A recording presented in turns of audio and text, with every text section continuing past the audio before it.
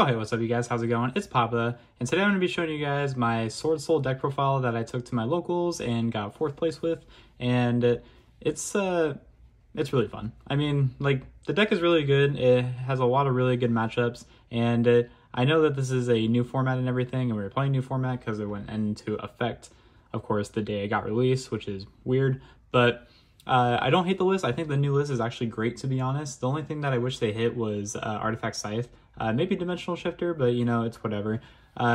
Sure, you can still Scythe Block, and it is what it is, but I do really like this list a lot, and because of that, I chose to just play Swordsoul again for this locals. It was my first locals with the new list, and it was really good, and it did exactly what I wanted it to do. I do have a few misplays that I did during the tournament, but nobody's perfect.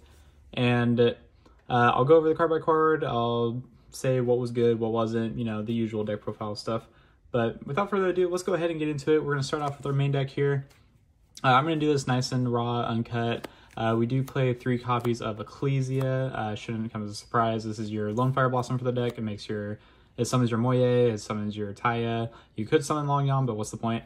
You really just want to make sure this resolves. I do side out 1 or 2 copies depending on if I'm going first or second.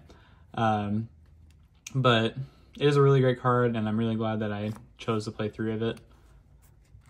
3 copies of Moye. Again, self-explanatory. You reveal Swordsoul, you summon a token, and then you draw a card off of it. Really good.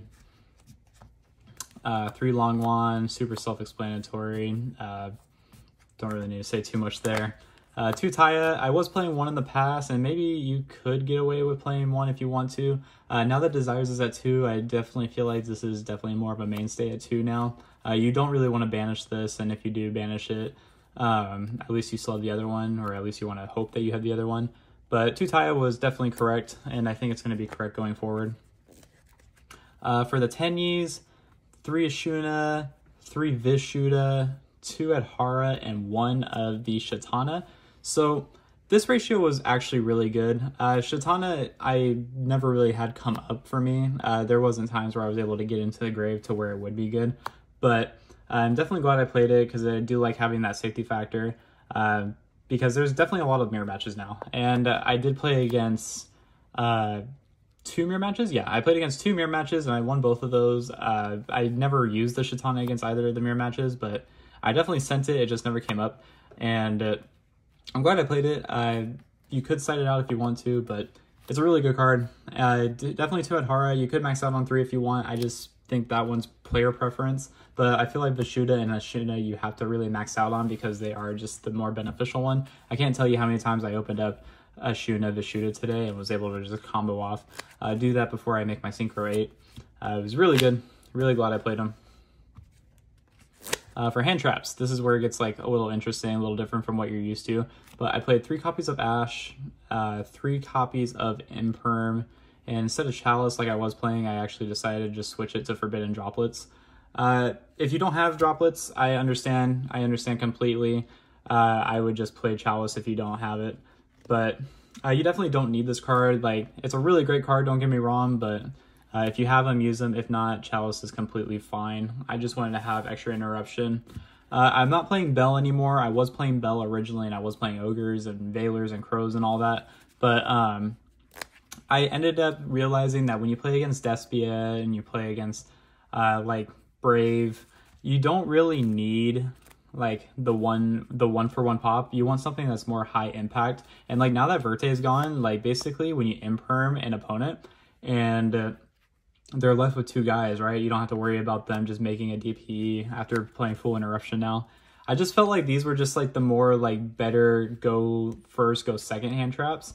Droplet's not really being a hand trap, but you should get what I'm saying here. And then Ash is Ash. I kind of had to respect playing Ash. It hits everything in the format. It hits every deck. It's just really good. But that's it for the like hand traps, interruptions, go second cards per se. Spells, I play 3 Vessel. I don't really like Heavenly Circle. I've tried to play it. I don't like the card. Again, it's player preference. If you like it, cool. If not, don't worry, just play 3 Vessel. It did just fine for me. I do side out 1 every now and then, but it is what it is. I definitely like this card a lot. It's one of the reasons to play this deck. You get to send your TENYIs out of TENYI. It really just gets you to Shatana in the graveyard. And then we play 3 Emergence, of course. Card's insane. 2 copies of Talents. This was like debatable. This is also just preference. I did play a 41 card deck, so granted I didn't need to play these cards, but I do like that I did play them. It's a really good card, and it definitely came up a few times, being able to look at the hand, spin back the problem, know what to interact with on your opponent's turn, and then it just gives you a lot of good knowledge. And then I used it to take a Draco Berserker to attack for game. That was cool, I guess. But it's a really good card. I definitely like it. I think 3 is too much, but 2 is fine. Back at 2 now, we have Double Pot of Desires. So we got to play Pot of Desires at 2 today. But I'm a good Swordsoul player, and I draw this card a lot. But I'm also just really bad with the deck. But I drew this card even when it was at 1, but now that I was at 2, I'd actually resolved both in a game, and I was able to win because of it. But definitely don't recommend doing that. I had like 4 cards left in deck, but I was still able to steal the win. This got me into Talents, which got me the Draco, and it was just really good. I definitely had to play this card. If it was at 3, I would play 3 of it. And then Called By, again, have to play it. And last card is the Blackout. So it's a 41 card deck. It was going to be 40 until Desires came back to 2, so I just threw in the second copy and made it 41. Extra deck, we play the 2 GOAT tokens because that's who I am. We play, just another token, I guess. Extra deck, very standard. 2 Shishao, you don't need 3. If you make 3, you're probably losing the game. 1 of the Long Wand, this card's insane. This card single-handed me 1 different matchups today. I guess I didn't really go up, I guess I didn't really like say my matchups. So, I played against Sky Striker, Earth Machine, which was my only loss, was the Earth Machine player. He's a good friend of mine, but he was my only loss. Other than that, I beat Sky Striker, then played against the Earth Machine deck, and then I played against Phantom Knight. I played against Phantom Knight, was able to beat that, and then I played Swordsoul the last 2 rounds and was able to beat those. So this card definitely puts in a lot of work. If you're not making Baron, you're making this. Depends on if you're locked or not, but you have to make this card turn 1 when you're going blind. Like, this card's actually just cracked. It does so much for you, and then when you get back to your turn, your opponent's already going to be low enough in life to where you can just swing for game. But card's crazy. 1 of the Chengying, I actually didn't summon this at all, but I don't feel like not playing it. I feel like you need it in some way, shape, or form. The only other Synchro 10 that I played was Baron. This definitely came up a lot more than it has in the past, but this card's really good. Definitely need this to play the deck. 1 Berserker of the TENYI also came up a lot today. This card's really good. Dry Guide, I think I made once. Crimson Blader, I made against Swordsoul. Really good. Kind of just solidified the matchup, but I mainly want this for Despia. This card's really good against Despia, but I definitely feel like playing it. Really good. 2 Baxia, shouldn't really have to explain too much here. You do Baxia, make your Chow Fang, or Chow Fizzy, as people at my locals like to call it.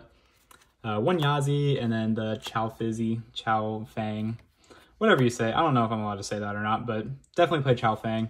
And then I didn't play Shaman, instead I just played the 3 Monks, and that is really bad glare. Wow, okay, so I just played the 3 Monks, and that was all I needed. Shaman never came up. I was never really like in a situation where I was like, wow, I need Shaman to win the game right now. That just didn't happen. So that's the side deck. That's the extra deck.